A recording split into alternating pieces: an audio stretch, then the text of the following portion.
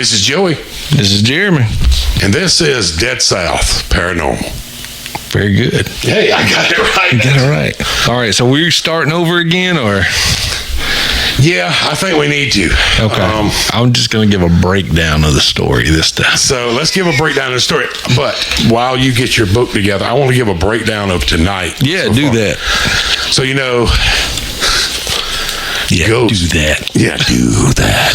So, ghosts and paranormal things tend to have an effect on electronic equipment. And tonight, although it is not paranormal for Jeremy not to hit the record button for an hour of the podcast for the... Why are you bringing up old stuff?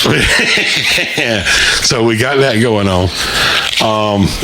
But we're pretty busy in here. Yeah. We also have had one of our front-focusing cameras here, the one that is on me, has had a myriad of problems here tonight. And it's really unusual. That's a solid camera. Like, that's not a joke of a camera right there. And it's been really, really problematic. SD card went bad in the middle of a recording. Still don't know, changed it out, still had problems, had to do reformatting. So this is almost like version 4 of trying to get a recording done tonight. Yeah. So human error for not hitting the record button. But then we got this whole other thing over here where Joey's camera is just not acting at all like it's supposed to be. What he paid it to do. No. And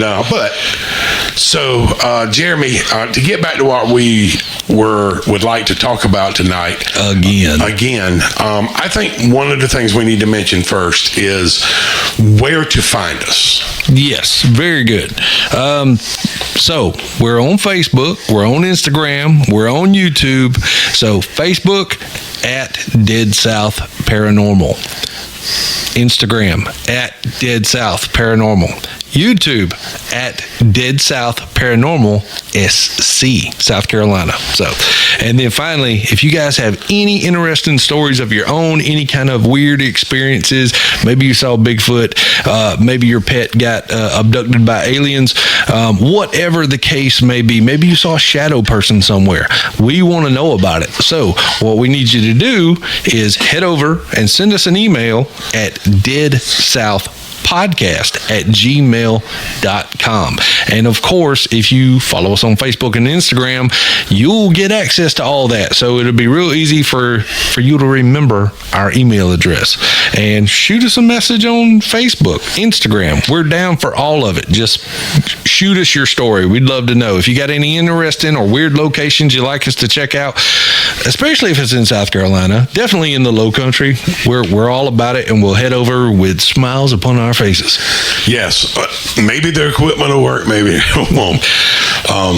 We just don't know. It's a roll of the dice every time. Exactly. So getting back to what we were planning on talking about tonight, Jeremy, you've got a book you wanted to discuss a little bit, or part of a story of a book you wanted to discuss. Okay. Right. So because technically this is like my 4th time telling this story, and I've read every word since. We're going to edit that whole story. You're going to get the abridged version right now. Yeah, so we're editing the other part in. Maybe we could do that. That would be great. Yeah, we will. We'll try to make it happen. That guy we're paying all that money to edit these things, he's on it. That's right. So I have here with me, once again, this book. It's called Springfield, South Carolina, A Small Town Saga in Orangeburg County. It was written and illustrated by Miss Jacqueline Williams Cooper.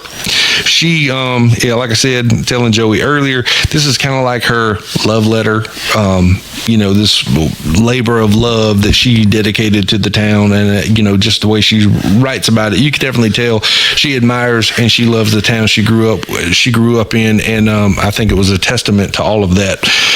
With that being said, it tells about the foundation of the town, how the town got its name.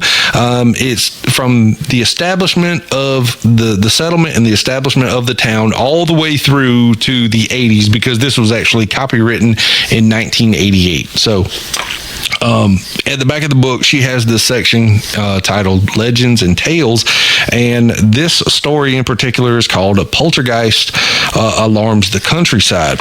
So what ends up happening in this story is that there's a lady, she's staying on this farm, and this, of course, took place back in the 60s. And this lady, her name was Ila Mae Johnson, and she was anticipating the arrival of her daughter, Helen, and granddaughter, Grace. So they were coming from Cleveland, Ohio. So when they arrived, it was one night that 8-year-old Grace was taking a bath, and she told her mama, I hope that old thing doesn't start again. Shortly after this comment, Ila Mae was astonished to see a bottle of lotion on a small table in the bathroom begin to move about on its own. And so things started kind of developing from there. Happenings in the dining room. Dinner was overturned during an afternoon snack. Kool-Aid glasses were flipped up in the air. It even goes on to say that when little Grace, when she would try to eat, someone would have to sit beside her and hold her plate down to keep it from flying off. And like if you were sitting down at the dinner table, your plate would fly off.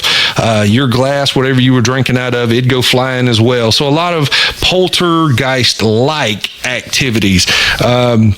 It even goes on to explain that the Bible, which I'm assuming it says the Bible, so I would immediately think, back then, the family Bible. So, at that time, those Bibles were really big, really heavy. So something that not necessarily would have been easy to just fling itself across the room, but that it was stood up on end and it was tapped. It would tap up and down like it was thumping up and down. So it would go tap, tap, tap is the way it's described. So word got out about this strange phenomenon that has taken over this farmhouse. It was written about, it was reported in The State, which is the name of the one of the largest, if not the largest newspaper here in South Carolina. Ghost experts from a town of Aiken actually came, and one guy claimed that someone, possibly an enemy, had cast a spell or had basically cursed the family. He believed it to be witchcraft. He told Miss Ila Mae Johnson this. She decides that she's going to go down to the low country and she's going to find a witchcraft expert. The person that she located for this told her to go back home and place scriptures around the doorways facing toward. So she did this, and then she took a nap. When she got home, she said she fell asleep. She said her answer came during the sleep, said this thing is going to do more than it's ever done before, and then it's going to be on its way out. So that, shortly after she woke up, that's exactly what it did. It eventually went outside to where they had roosters and chickens, and there was a rooster out there, and he was just making all god-awful noise until Miss Ila Mae just couldn't stand it anymore. She let him out of the pen. As soon as she did, he kind of went out. He threw his head back. His eyes started to bulge, and he walked off into the field, and he was never seen from again. Then the other 4 chickens that were still in the yard, 4 hens, I believe it goes on to say, they kind of began to act very funny as well. Their eyes started to bulge out as well, and then it says their wings drooped, and then all 4 of them just fall down dead, which is very weird.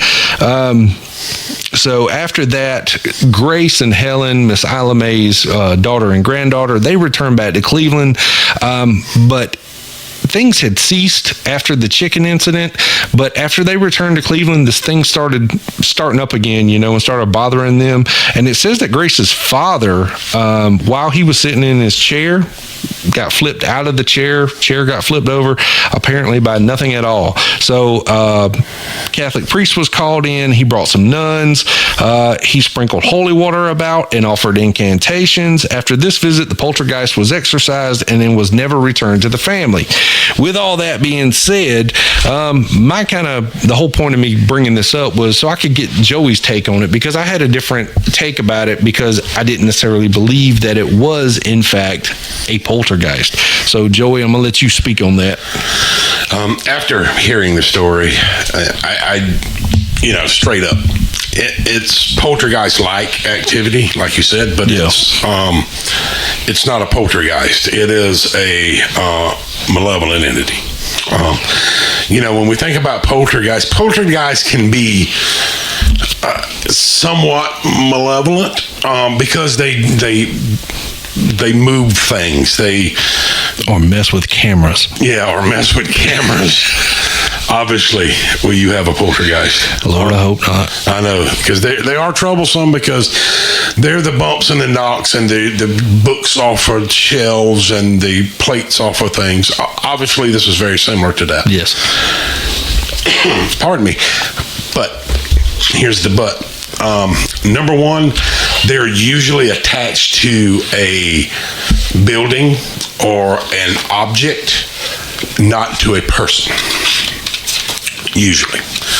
Number two, poltergeists don't really have any way of affecting the living, whatever that is, man or beast. Right. So going back to the kind of the cinching part of it, to me, number one is we have to think the effects that I want to say the blasphemy of what it was doing with the Bible. That's right. Kind of the thing there. And like I said, these family Bibles, I have my grandmother's family Bible, and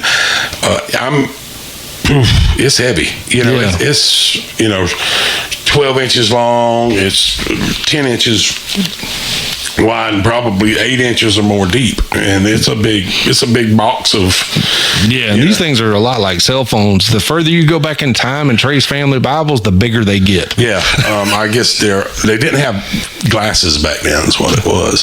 So they had to have bigger scripture. I don't know, but they were really elaborate, ornate things, and so having one of those moving around that's significant. That's a lot of energy having to be expended just to do something like that. Exactly. And when we think about poltergeists don't necessarily have energy to expend. They don't have extra. But on the other side, malevolent spirits like demons, depending on what they've been granted, right, do. And so with its ability to affect the living, with its blasphemy of religious the Bible, if you want to say religious artifacts or things like that, but the Bible, and it's following the family back, the individual attachment. I think this is a demonic attachment. The fact is, could somebody put the root or hex on somebody? Who knows? Because we don't know the details of the story past the book. Right. But we do know that demons have an affinity towards the more innocent, naive children, things like that. Yes. So I would think definitely worst case scenario is demonic attachment, not possession. Yes, possession. But at least an attachment. Yeah. It seemed like, I'll be honest, like you said, either, and that's kind of where I'm at, it's either was a lesser demon or it was really early stages of possession. But also on the same hand, I'm kind of like, maybe it wasn't, because number one, we don't really know how long this thing had been following this family around. True.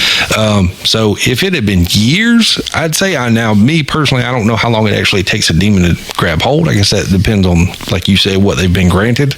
And how strong or weak the person is. Yeah, that's true too. And that's not a physical. It's not a physical strength. That's a faith strength, as well as mentally as well. Yeah. But yeah, I mean, that's one thing. That's a couple of things I'd like to know is, like, how long had this thing been following around the family, and what was the end goal with this? Because like, was this just something that started in the past 2 weeks, and then but the way the granddaughter Grace, she said that old thing. Well, how old? But speaking in child's terms, old could be anything. So couple things there. Number one, that old thing, was there a manifest there that it presented itself as an old memory? Somebody, this child remembered, so that might have been that could be true. Here's the other side to that. You said, what is the end goal? Yeah. A demon's only end goal is death. Yeah, that seems to be the case in most situations. Yeah, I mean, whether they bring rainbows and sunshines. Yeah, they don't. They're in. And when I say death, we're not talking about physical death necessarily. We're talking about the spiritual death, right? As well. That's the collection of souls. Yeah. And so that's what they're here for. And because, and I'm just going to go ahead and say it, I'm going to be a little bold, because they're cowards, they prey on the weaker. Right. And unfortunately for us as humans, and this is also going to be a little condemning to some people, we don't treat ourselves like the pack of wolves and protect the injured and the innocent in the middle. We'll often leave them behind. Yeah. You're right. So a little social discourse there, but it seems like this mother was definitely aware, and father-in-law was aware, family was aware, and they took the right steps to prevent it. So the bad story, nobody should have to go through that. Right. But the outcome was definitely the outcome that we would all wish for. And that's, it goes back to the power of faith. Right. A lot of times. And that is undoubtedly the only way we can walk in this world is through that, whether we sometimes want to admit that or not. You're right. That's an interesting story, man, because it had like all the elements of what you'd want for a good low country, southern, gothic ghost story. I agree. They talk about putting the hex on somebody and going to the low country to people to do that. Well, I'll bet you money, if you could contact those family members now, they went to Beaufort, South Carolina. Probably. To look down there, because Beaufort, South Carolina, in Beaufort County. Yep. That's not Beaufort. We're in South Carolina, not North Carolina. That's right. Love y'all up there in North Carolina, but we have Beaufort. It was the center of the Voodoo Santeria religion back in the early 20th century, probably in the 19th century and all. A lot of it stemmed from the Geechee Gullah culture, obviously, and post-Civil War stuff, as these folks were emancipated and moved out, and a lot of those people practiced their religions of where they came from. That's right. And it was a curse to tell somebody, if somebody owed you money and they wouldn't pay you, it was a curse to tell them, I'll go to Beaufort on you. that was cursing them out back in the day. My dad used to tell me about people saying that. So it had like all the good and all the bad. It's interesting that we come across these stories some 60 years later. We've gotten a little older, and the 60s are a long way away now. A long way away. So, but no, that's a really interesting story. And nowadays we talk about, when we do investigations, if you call us or we come and do an investigation in your place, what do you expect? And I just wanted to touch on a little bit tonight about some of the things that we do, some of the equipment we use. We are absolutely leave it as we found it. 100% leave it as we found it. Yes, absolutely. But some of the equipment we use, number one, we have all of the video equipment, which is usually pretty good, and sometimes it's not pretty good. It just is what it is. Life is what it is with that. We do a lot of recording, so we're using video equipment, we're using photography. We try to eliminate personal things. Yeah. Obviously we're not digging through file cabinets and stuff like that. Oh, no.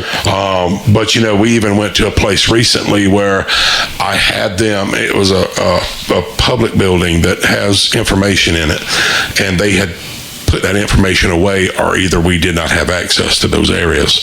And so we're very careful about that. But we use a lot of different equipment that a lot of people, we can talk, if I start talking about mail meters and EMF and then EVPs and spirit boxes and all of these terms and all these mnemonics and all, most people are like, what are you even talking about? Yeah. And the word geek will come up sometimes.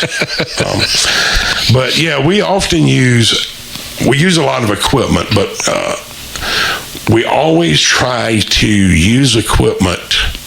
Well, we will always use equipment, I will say it like this, that we can justify something. Yes. So, in itself, a spoken word into an ovulus. And an ovulus is a device that uses temperature frequencies, all kinds of different electromagnetic components. And if a apparition, spirit, ghost is communicating with it and affecting those frequencies, they can utilize the ovulus to actually speak words. Right. And there's different types out there. There's ovulus, there's the ovulus, the original ovulus.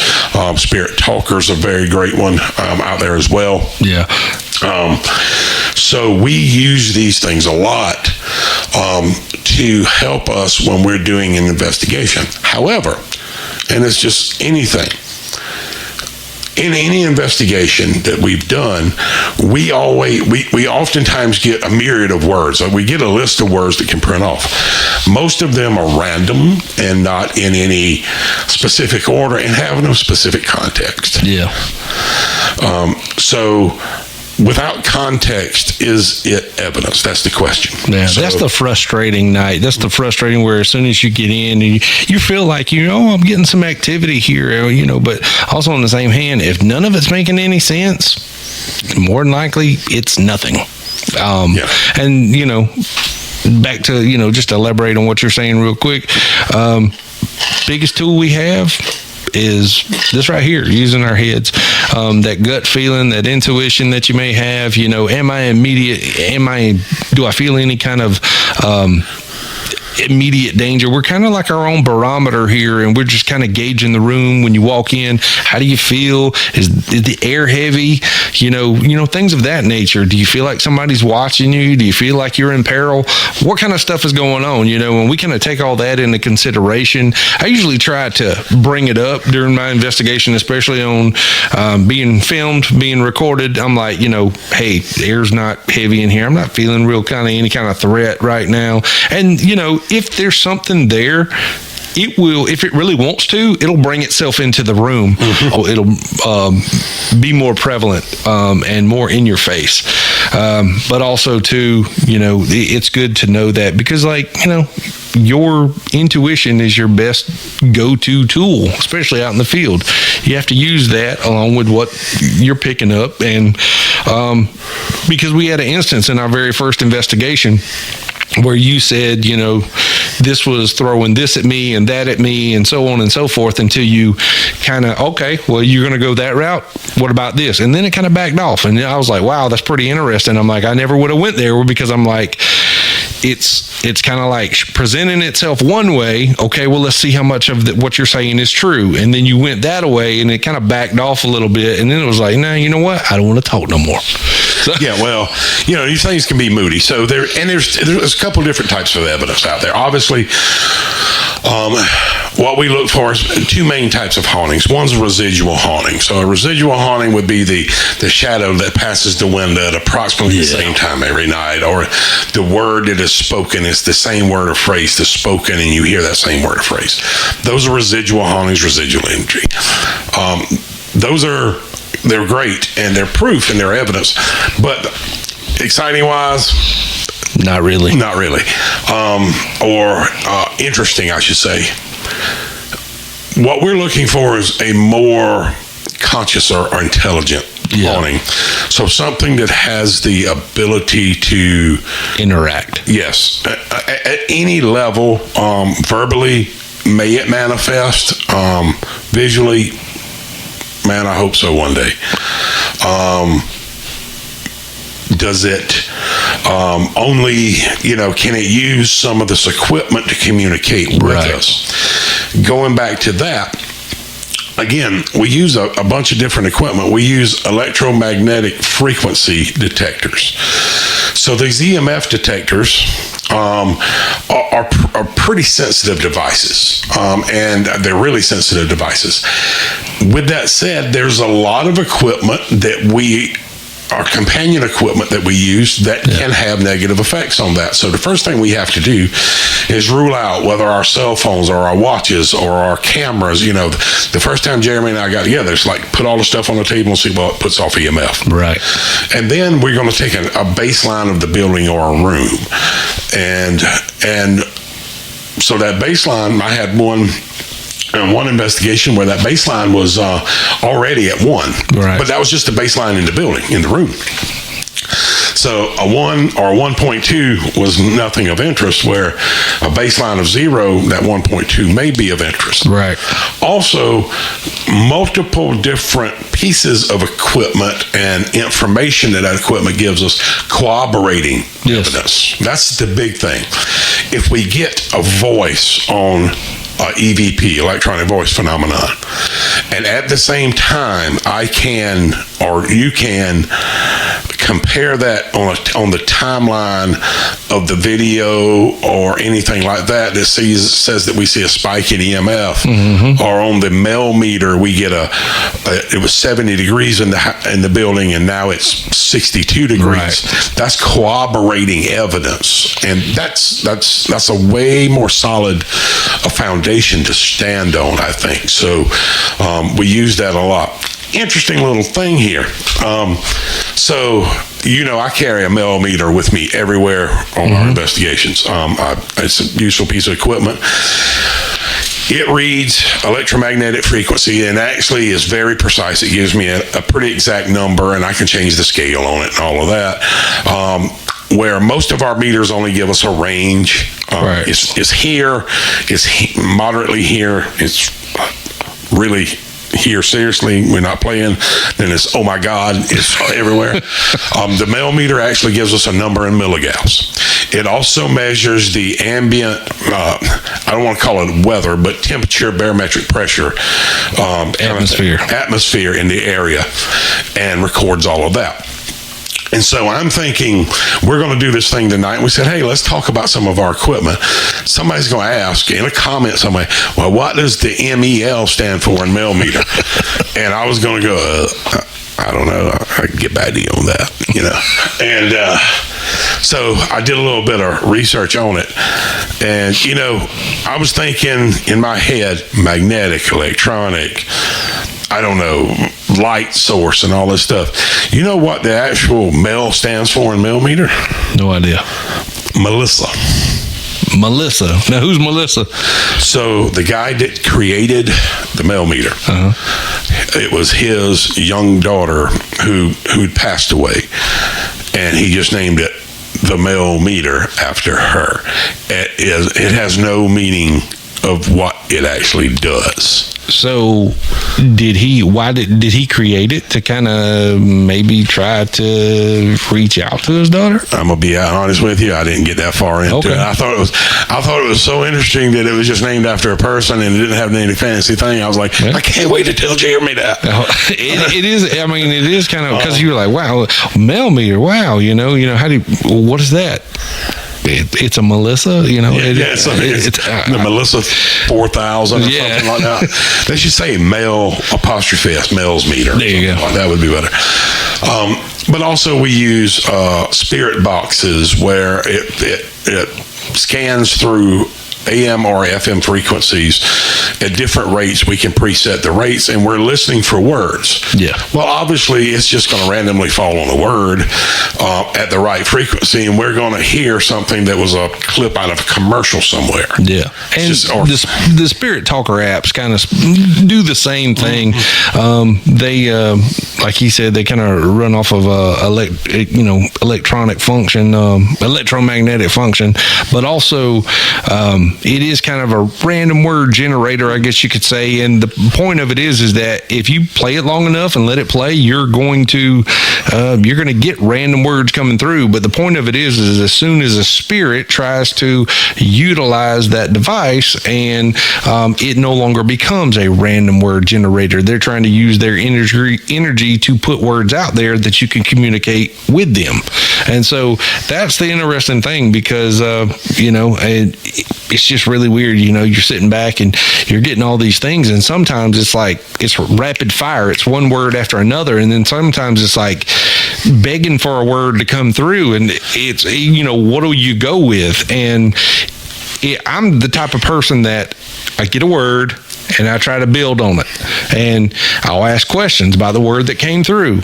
Well, then sometimes it's like boom, boom, boom. There's 4 words back to back to back. None of them correlate to the next one, and then you start kind of try to work your way up from there. Mm-hmm. And then if it starts to return with intelligent responses, keep going down that path, and then sometimes they kind of shy away. Sometimes maybe they drain themselves of their energy or whatever, and then it just kind of all ends all of a sudden. So that's the thing, is the context. Again, I don't put a ton of emphasis on Ovilus or Spirit Talker by itself. That's right. Pair that with EMF readings.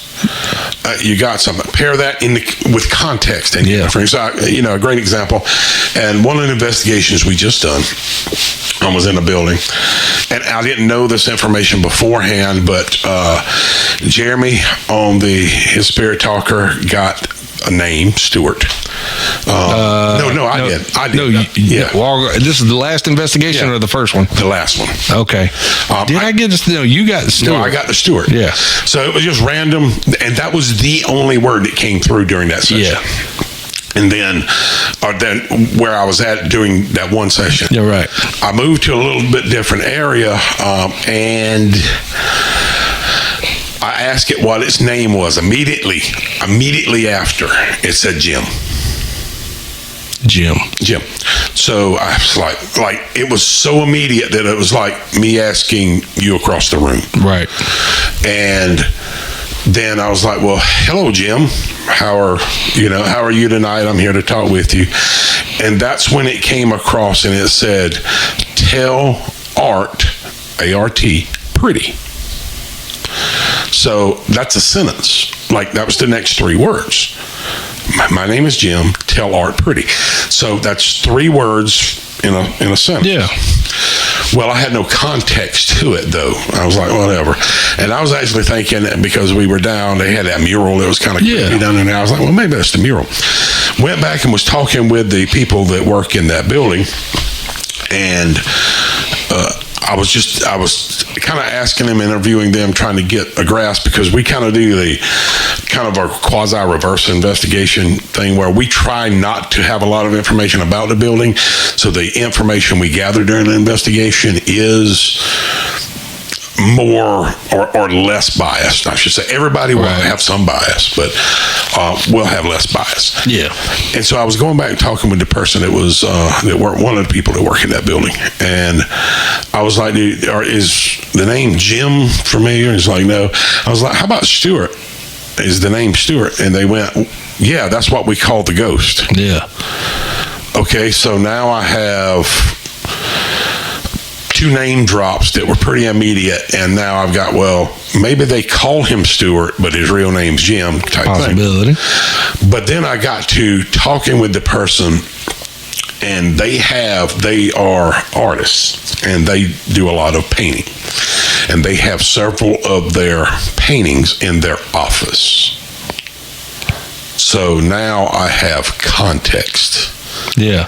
So you got the name Stewart, and then it said, you got the name Stewart, then Jim, then Tell Art Pretty. Tell Art Pretty. So it sounded like I'm Stewart, but my real name's Jim, and tell, even though it didn't elaborate, it just said, tell them their art is very pretty, or their art is pretty.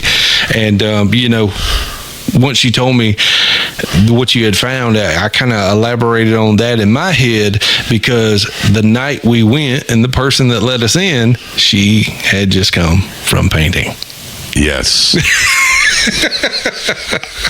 I'm today years old when I realized that. You didn't catch that? I did not catch it. I didn't think nothing about it. You remember, because they had white paint all over. Yeah, they had paint all over. Said they'd been painting it something. Something, yeah. And, so... Well, I just took it as, I'm painting a room, I'm painting what, but now that, I didn't know that they like to paint, and then now you're telling me that is corroboration. Yeah, well, I think they were actually like painting a room. They may have that been. night. Okay.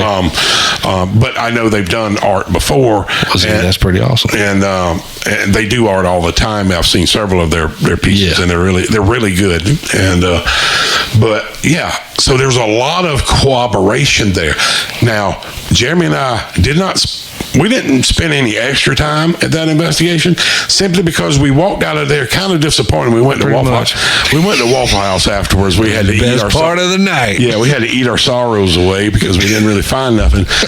But then when we started looking at the evidence and we started picking it apart, we found corroborative evidence in there. And that's the cool part. It's evidence that if I had to present it in front of a judge to a jury, that even though, yes, it's circumstantial, but it's strongly correlated.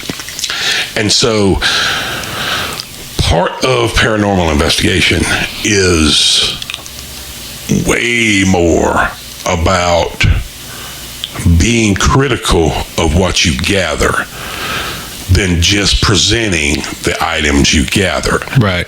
And I'm not throwing anybody under the bus whatsoever, because that is what that is. But the information we will gather and tell y'all is stuff that is corroborative. Right. Or cooperative. I'm not sure how to say that. And folks, Jeremy, I know we had talked a little bit about maybe the format of the podcast. As we get out, we're trying to introduce ourselves right now. But as we move forward, you had some ideas on moving forward with the podcast about that information. So this is the way we're kind of thinking about moving forward.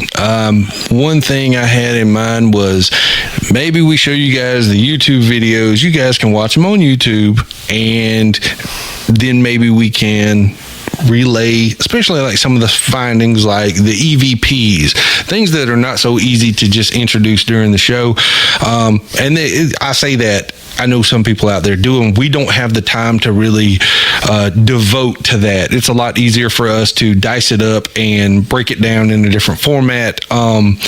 With that being said, I'm kind of curious, like maybe put out a full investigation. You guys go watch it, take away from it whatever you want to, and then you come here and you get what we found, something like of that nature. So, or maybe we just do a breakdown of every investigation that we do here on the show. Yeah, I'm kind of leaning towards I kind of like the breakdown thing. I think once we kind of get everybody accustomed to who we are and kind of the way we think. Yeah. I can tell you, and this is 100% honest, I can tell you how we want to do things, and I can tell you how we want to be honest. I can tell you how we want to go about these investigations. Until people actually see that in practice, I don't expect you to believe me. Exactly. And I'm the same way. I'm really interested in to be serious about this for just a second, that whatever we're presenting with 100% conviction that it is true. Right. And to the best of our knowledge. To the best of our knowledge. I'll say it like that. And it's not some far out speculative thing. Right. There are just some pieces of evidence, however, I will go back to this, that will stand alone. Yes. Obviously, this is crazy to me because I watch all of these shows on different things. Nobody has ever gotten a good picture of cryptids and stuff like that. Yeah, they're all blurry. Yeah, I don't understand. Well, I can't. I'm not going to talk junk about my camera right now, even though it's been giving me trouble tonight. But I don't mean no harm. If I can get Bigfoot within 100 yards of that camera, I'm getting 4K on him. There you go. There you go.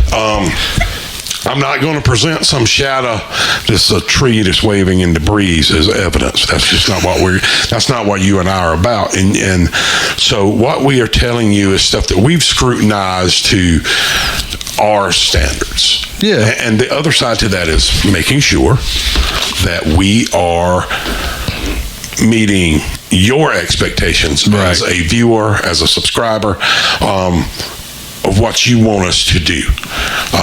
That sometimes means that we're going to go do things and not have evidence. This is true. Not every place is haunted. I don't know. I'll put it to you like this way. With as short of an investigation as we had the other night, I don't know if we could compel ourselves to bring out a full video on that. But what I will say is if we have enough of them, maybe we'll have a compilation video or at least show you guys the crap that goes on when the cameras aren't always rolling, because I've had some things from after the first investigation that happened here that I wasn't able to capture on video because I wasn't prepared for it. And it's not like I got a camera on me 24/7, but those are things that I tried to kind of at least document at that time, to just even to cut my cell phone on and say, hey, this just happened. I do have some great some footage that happened after that. But also on the same hand too, to kind of go back to that point, whenever we can debunk something, we will. Yes. And the reason I say that is because I had caught what I thought was an EVP. And I'll be honest with you, it kind of spooked me because at one portion it sounded like a dog go. Like a dog groan, like, kind of like that. And then like 2 seconds later, it goes, how did I think it goes? Like a yap. Yeah, it was like a chihuahua. It's like when you step on a chihuahua. I'm just being honest. But after going back and watching that sorry. I was thinking, you quiero Taco Bell. I think I need a bigger box. Yeah. Oh, I'm sorry. That was so offensive. I'm going to have to cut that out. I'm not offended. Well, somebody will be. But that was only Godzilla 1998.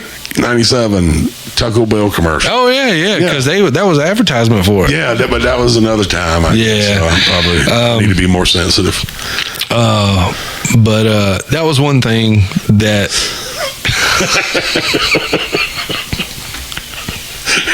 sensitivity training. Here we come. Yeah.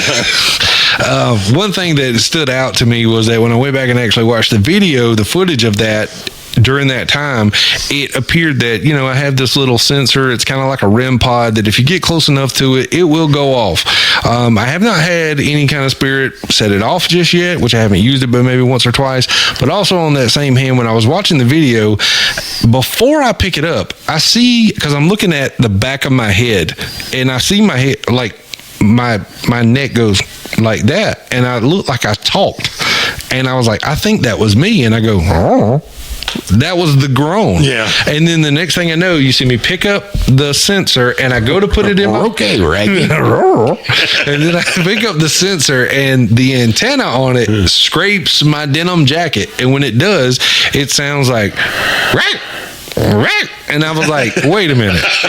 Did I hated the fact that I debunked my own finding. But it was just really weird. I mean, if you go back and watch it, it syncs up perfectly to when that happened, because I go, and then it, I don't know. I can't get over those sounds. I can't. That's the way it sounds. I know. I listened to it and I was like, oh, that thing sounded mean. That's what I thought initially. I was because it had the sound that created the picture in your head, almost like, and I was like, ooh, that's because it was like, almost deeper than that, but I can't really recreate it. But it was. It kind of, the first time I heard it, it spooked me. But then what interests me more was the fact that I could hear it on the footage. Yeah. If you amp up the footage audio enough, you can hear it, which kind of drove me away from it. It's not, at that point in my head, it's no longer EVP. Although I can say that there can be audible noises that these things can make, but also on the same hand, I don't really see it. It didn't line up with what was happening in the video. So no, and because we didn't have like animal sounds and the rest of the whole. Well, now I will say this: we did have a dog nearby. We did, but you could not hear it. If you listen closely, there were some times I could hear it, but I could distinct what that was outside and what was happening inside. And there was one animal. I was in the cafeteria portion, and Sydney and I were back there, and a screech owl lit off. Oh my goodness! And Lord have mercy, I'm a big dude. I was fixing to make a hole. You said you was about to make a run. I was like, you was about to have some run somewhere else. Uniform maintenance. That's my sensitivity training. Uniform maintenance. A screech owl will scare you anyway. If y'all don't know what a screech owl is, you've never heard one. But it's an owl. It's a little tiny owl, actually. It's very funny you bring that up, because 2 nights ago I heard one. And then I'll put it to you this way. I don't know what the meaning of it is. I know some Native Americans had, different tribes had different meanings for such things. 2 nights ago, me and my wife were sitting on the back porch. We heard one right in our backyard. It screeched a couple of times. Kind of took us by surprise. We've never heard it here before. Last night, I was at a wedding in the woods. I heard what sounded like, this one sounded more like a barn owl. Yeah. And this was 3 times. And then tonight, 3rd night in a row, we're talking about a screech owl that you heard in this investigation. So very weird, very strange right there. So, barn owl, screech owl, most of the stuff we have around here is barn owls. We see a lot of those. But screech owls, it's really a high pitch. I won't even try it. Oh, yeah. I actually have it on video. It did pick up on my audio. Oh, did it? But it's just barely, it's like, and I actually said, I looked at Sydney, I was like, did you hear a screech owl? Because I didn't really, once I knew what it was, I've hunted all my life in these woods. You hear them all the time. And they're terrifying. Yeah. When you hear it, Yeah, you don't know what that is. And it's been mistaken for bobcats to pumas to the lizard man, I'm sure, or something like that, which is an episode we'll get to one day. Yeah. I think they've debunked that completely now. Anyway. I think they have too, but everybody keeps talking about it like it really happened and so on and so forth. But, it's an interesting story nonetheless. Yeah. But, we did have a couple of animals, but again, those are easily debunkable. Yeah. It's the EVPs that we don't hear until we're in post and until we're in edit, and we spent, we're sitting there listening, and there's silence. The only thing we hear is our voices, and then all of a sudden we hear loud footsteps walk toward us. So it's going from less volume to higher volume, and only on one device. Now there's one from our very first investigation that happens toward the end of, as we're kind of wrapping up, and Y'all, when I tell you, it is just as plain as day. And the fact, here's the thing, because as plain, as prominent as it is, I'm surprised it wasn't audible. Yeah. Now, given in the situation I was in, I don't think I would have heard it anyway. But because you had headphones on, we were doing an Estes method. Yeah. And Jeremy was the candidate, and so he was blindfolded and had headphones on, and the only thing he could hear was the spirit box. Correct. The problem of it was that Joey I did not have my headphones with me that night.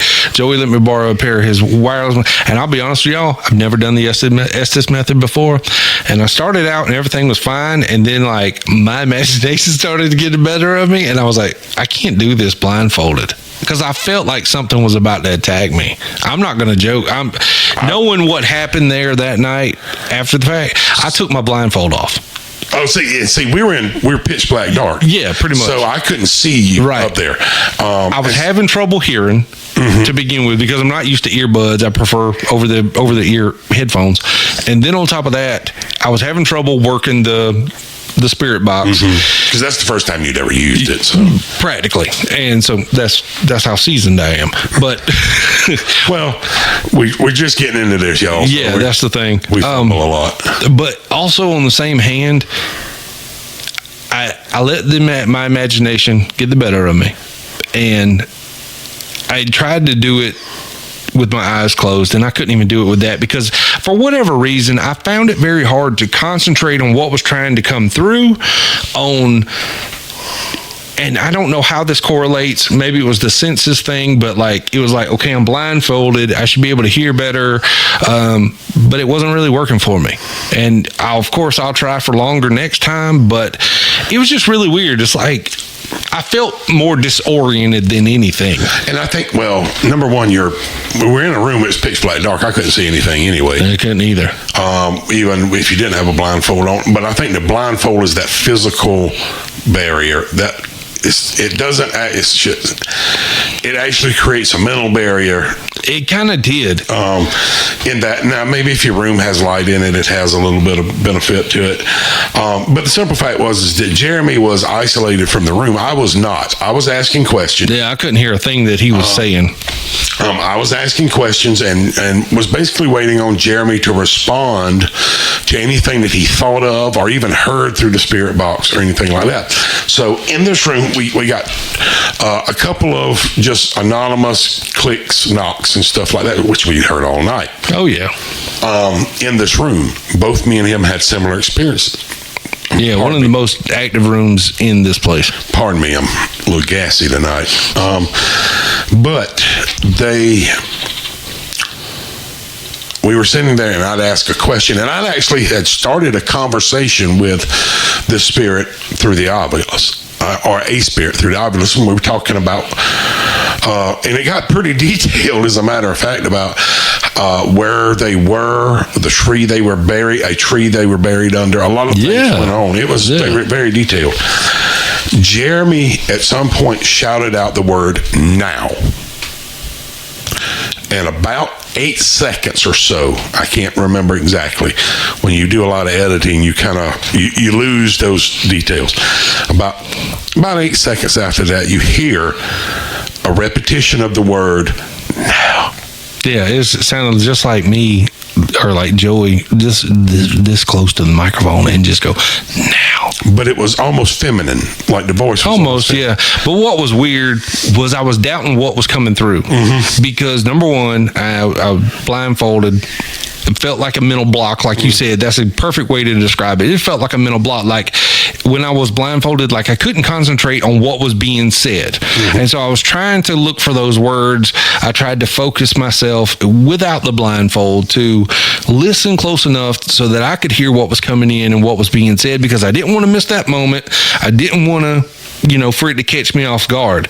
And so I was listening, and then something came through. It sounded like now. And when I said it, like Joey said, 10 seconds later, boom, something in the room repeats it. Yeah. And it was really weird. Very, very weird. We had heard some audible stuff in the room there, and I don't physically recall hearing the click sound, but it's been a couple months since the investigation. Oh, yeah. And I'd have to look back at the video. But you hear the click sounds very audible on EVP, on the voice recorder. And then immediately after that click sound, you hear the footsteps go from low volume to high volume towards my voice recorder, because you didn't pick it up. I couldn't hear it. Yeah, but you had nothing up there. Your cameras, nothing up there picked up. But it didn't pick up anything that I had going on. Was it coming from did it sound like it was coming from my area? Because as big as this room is, and knowing where I was positioned and where you were positioned, was it coming from the side, or was it coming down from where I was at? So only thing I can do is go by feel on this. Yeah. I feel like it was coming from our right side down that hallway. I wouldn't doubt it if it was. And that was part of the reason why I did not want to have my damn blindfold on. There's a hallway to our left that both Jeremy and I had some really interesting noises and some responses out of earlier in the night. But it felt like it ran up on, like where my voice recorder was, about 2 or 3 foot in front of me. I don't know, maybe it's because I was the one speaking, and because I'd got the words like shut up and hushed, and maybe he's kind of done with me talking. Yeah. Or what. But it's so loud and clear. So the police chief of Earhart, I've let him listen to that part, and and I've known this dude all my life. He is not a scary dude at all. It unnerved him. But yeah, I want to get into this real quick. When I was younger, I was scared out of my mind. I hated the dark, Freddy Krueger, Jason, all that crap. It bothered the hell out of me. Not gonna lie, as I got older, I got out of that stuff. But going into this, I was not scared. I was nervous, but I was not scared. Because I'll be honest with you, we had not discussed how we were going to tackle these investigations. And going into it, I got really nervous when I found out we were splitting up. Not gonna lie. And so then getting to this cafeteria where we were at, it took everything I had to kind of display that steel wall mentality, because I was like, there's no way in hell. There's no way in hell. But you're not thinking about that in that moment. You're like, Mama! I'm not a naturally afraid person. So I have unnatural fears. So that's the weird part about me. Like, I'm not scared about the bumps in the night and things like that. I grew up in houses that I absolutely know. Yeah, that's plumbing. That's plumbing. That's plumbing. I grew up at the time when the setting up for me too, was in the house. Yep, I've done that a couple of times. So that didn't bother me at all. No, so I'm not really that scared. I have like this unnatural fear of moving water. Like large volume of moving water, but yet I do what I do for a living. But like a spillway on a pond. Oh God, yeah, that's terrifying to me. I don't care if it's 2 inches in diameter. It is the most scary thing to me in the world. And grizzly bears. I've never seen one in real life. I went to Alabama one time. That's about as far out the state as I've been. Yeah. But grizzly bears, they scare me. And it's because of a movie that my parents made me watch back when I was a kid called Night of the Grizzly. Had Clint Walker in it. Night of the Grizzly. It was the bear's name was Satan. Well, damn. Yeah, that was it. So, but I have this unnatural fear. I'm not afraid of reptiles and snakes and stuff like that. I can manage stuff. So, like when I went in there to the cafeteria, I feel dread, but I don't feel afraid. Now, I haven't done the sensory deprivation level stuff like that. Yeah. And so I don't really know how I'd be affected with that. But I totally get it, because I've seen people with claustrophobia and things like that just react to stuff. And, when you're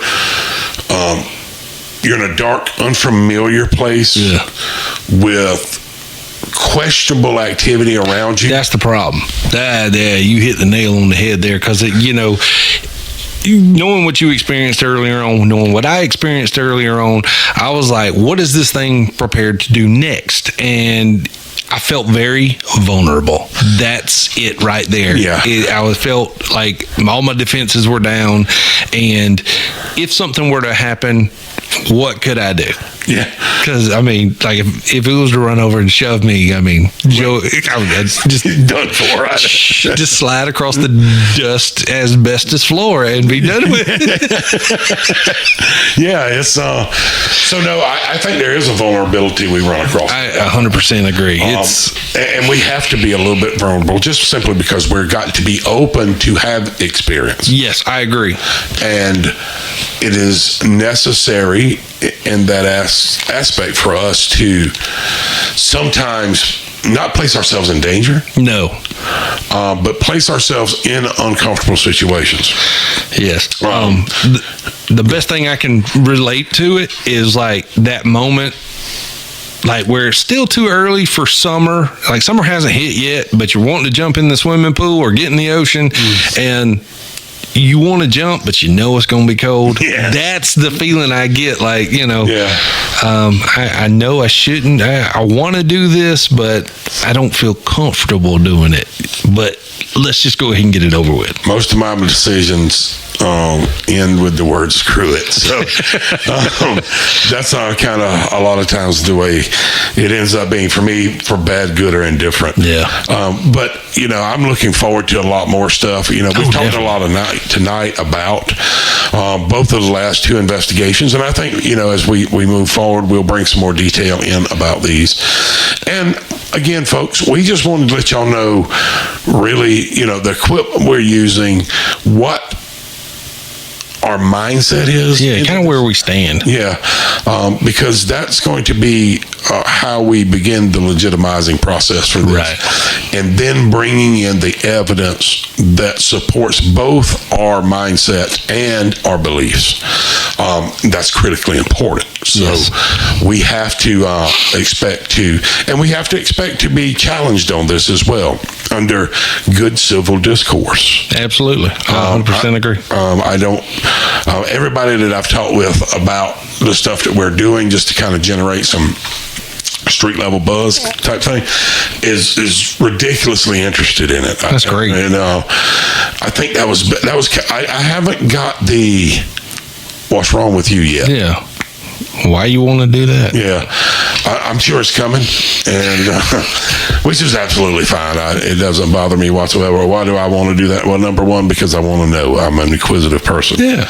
And if I know something, I want other people to know it as well. Not because I want to act like I'm smarter or know more than anybody else. I just want people to be aware, informed. Yeah. But also, I think you said it earlier. We'll present what we believe is evidence. Right. The conclusion is left up to you to be drawn. We're not going to put conclusions in your head.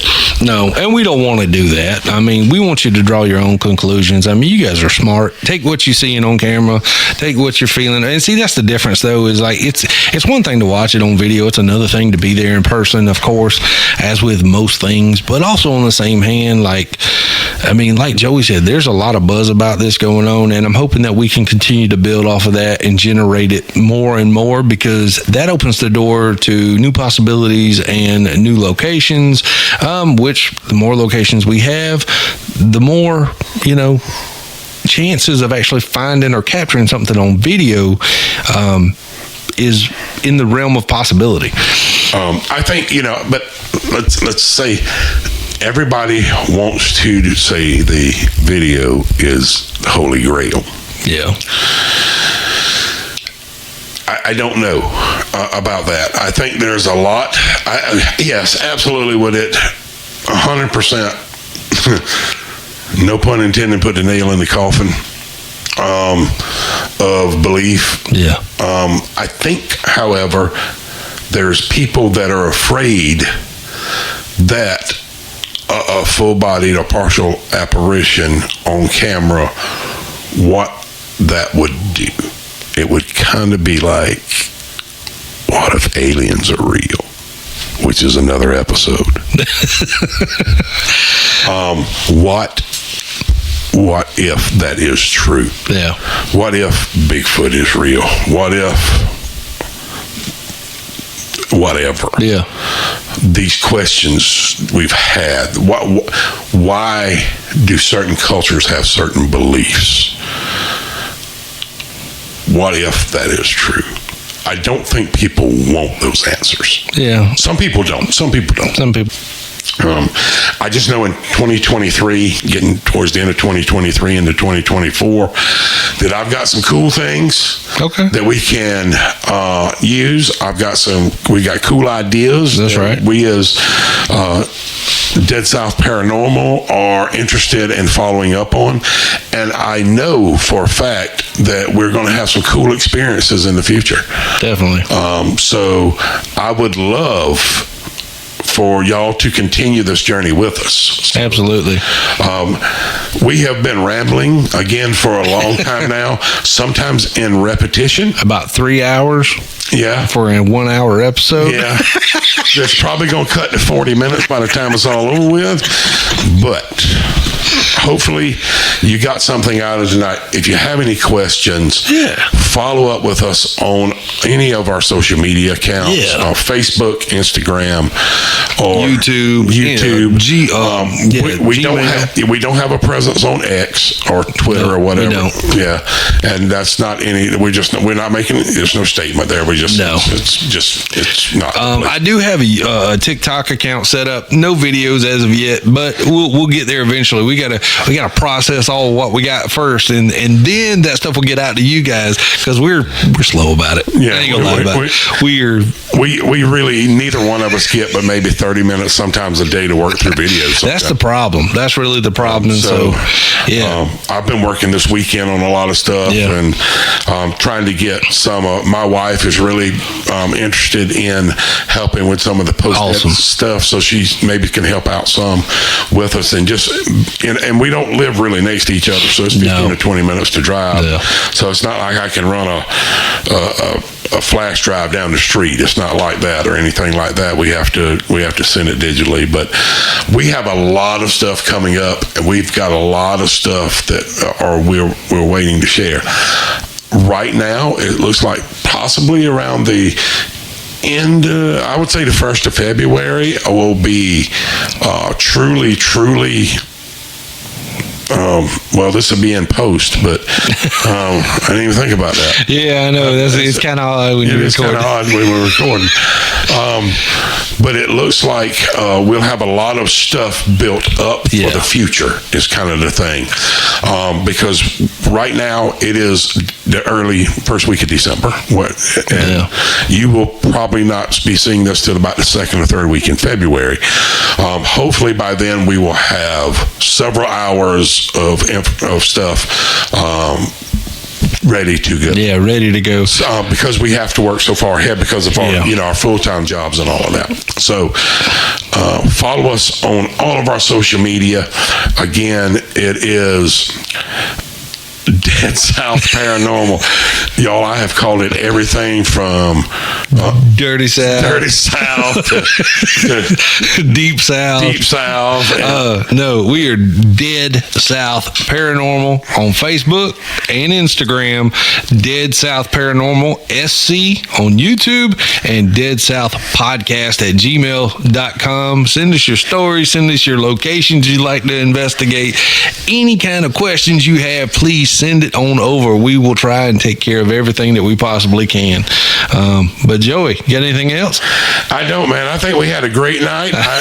We've definitely had fun. Oh, definitely.